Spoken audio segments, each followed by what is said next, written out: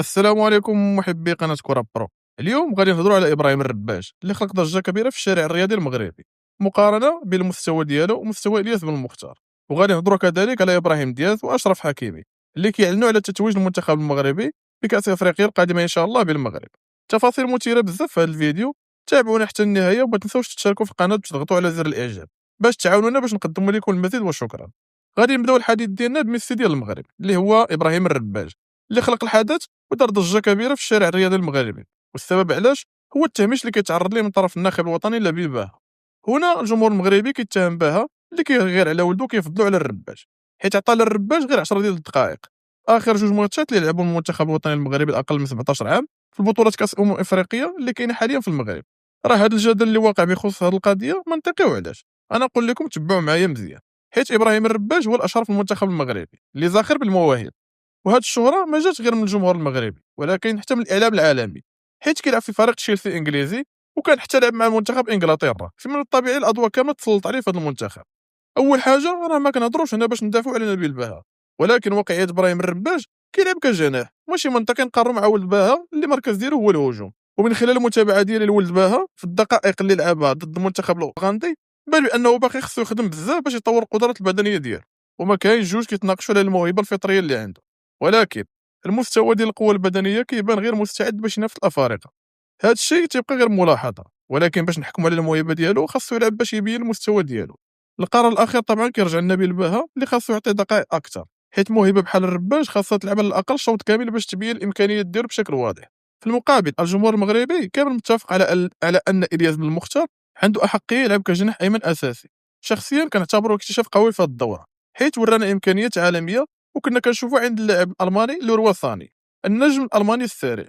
من الطريقة اللي كيلعب بها الكرة وطريقة التسديد ديالو كنرشحو بقوة باش يكون مع المنتخب المغربي الأول في القريب العاجل، خصوصا وأنه غادي يكمل 17 عام في شهر مايو المقبل إن شاء الله. وبطبيعة الحال راه كيلعب حاليا مع نادي موناكو. هاد النادي كيحرص بزاف على تطوير المواهب، حيت كيدفعهم باش يصعدوا للفريق الأول في هاد السن. فعلا هاد الشيء وقع مع النجم الفرنسي كيليان مبابي ومع اللاعب المغربي إلياس بن الصغير. كنعتقد أن المباريات اللي كيلعبها دابا مع المنتخب المغربي الأقل من 17 عام غادي تساعدو بزاف باش يكسب التجربة ويتعامل مع الكرة برزانة. ولكن واحد الملاحظة، بعض الجماهير المغربية انتقدته بزاف على الطريقة اللي تعامل بها مع آخر هجمة ديال الأشبال الأطلس في المباراة اللي سالت بالتعادل السلبي ضد منتخب زامبيا. بصراحة ما خصناش نلوم واحد فقد التركيز ديالو، وهذا الشيء طبيعي بالنسبة للاعب صغير في هذا العمر، بمجرد ما يكتسب خبرة أكثر أكيد غادي يكون قادر يتعامل مع مثل هذه المواقف بشكل مثالي. وخلاصة القول إلياس بن مختار كيتعتبر من أبرز المواهب اللي خطفت الأنظار في هذه البطولة، ومن المؤكد أن عدة فروق غادي تتابعوا في الانتقالات الصيفية المقبلة. وبالنسبة لرأيي الشخصي فمقارنة الأداء ديالو مع إبراهيم الرباج، إلياس كيستحق الرسمية بكل جدارة واستحقاق. ندوزو للنكست ستيب ونهضروا على جديد المحترفين المغاربه، والبدايه مع ابراهيم دياز اللي شارك مره اخرى كلاعب اساسي في التشكيله ديال ريال مدريد بعد ما طبق كارلو انشيلوتي نظام المداوره.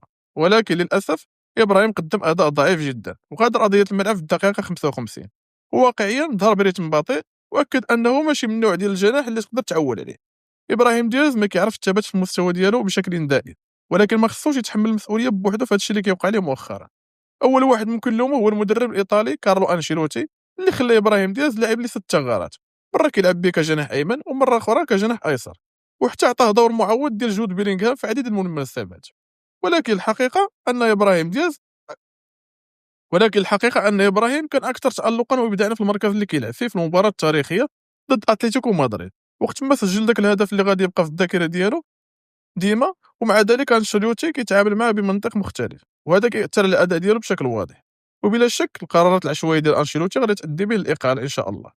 صحيح ان نادي برشلونه ما استغلش تعثر ريال مدريد ضد فالنسيا اليوم، ولكن القرارات اللي اتخذها المدرب في هذه المباراه قربته بزاف من المغادره، والصحافه الاسبانيه بدات كتهاجم فيه بقوه. في هذه الوضعيه ابراهيم غادي يكون مضطر ياخذ قرار حاسم في المسيره ديالو، واش يبقى مع المدرب الجديد او يمشي لوجهه اخرى ان شاء الله.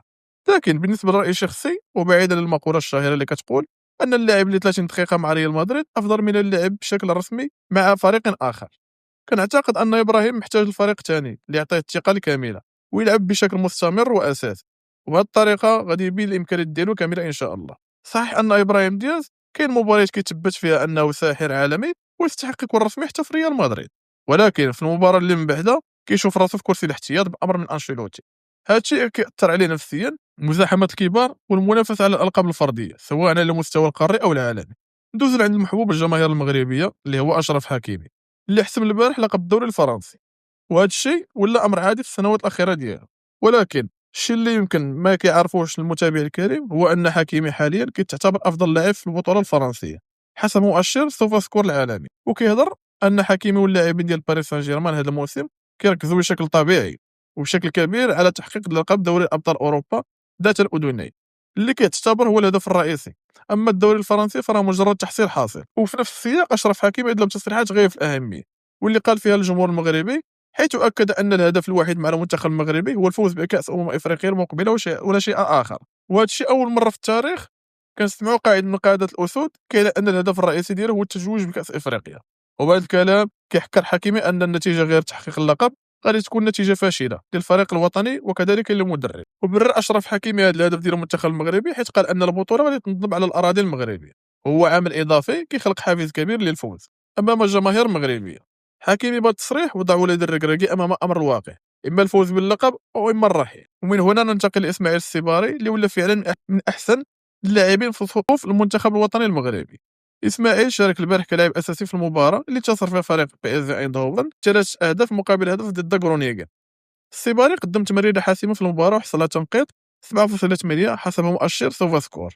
وبالتمريرات ديالو الحاسمة إسماعيل السيباري وصل لعدد مهم وكبير ديال الأسيستات في هذا الموسم، وبهذا الشيء كيحتل المركز الثاني في الدوري الهولندي. بالمستوى الرائع والثبات اللي كيبان به السيباري كيأكد أنه ما غاديش يبقى بزاف في هذا الدوري، وغالبا هذا آخر موسم ليه مع بي اس في ايندهوفن.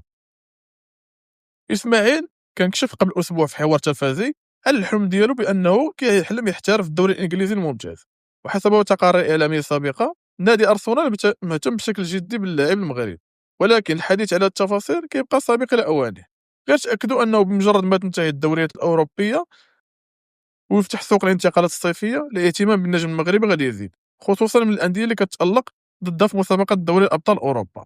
إلى هنا وصلنا للختام، شي كلمة تحفيزية منكم والتعليق ديالكم كيشجعنا على بذل المزيد من المجهودات، وشكرا لكم على المتابعة.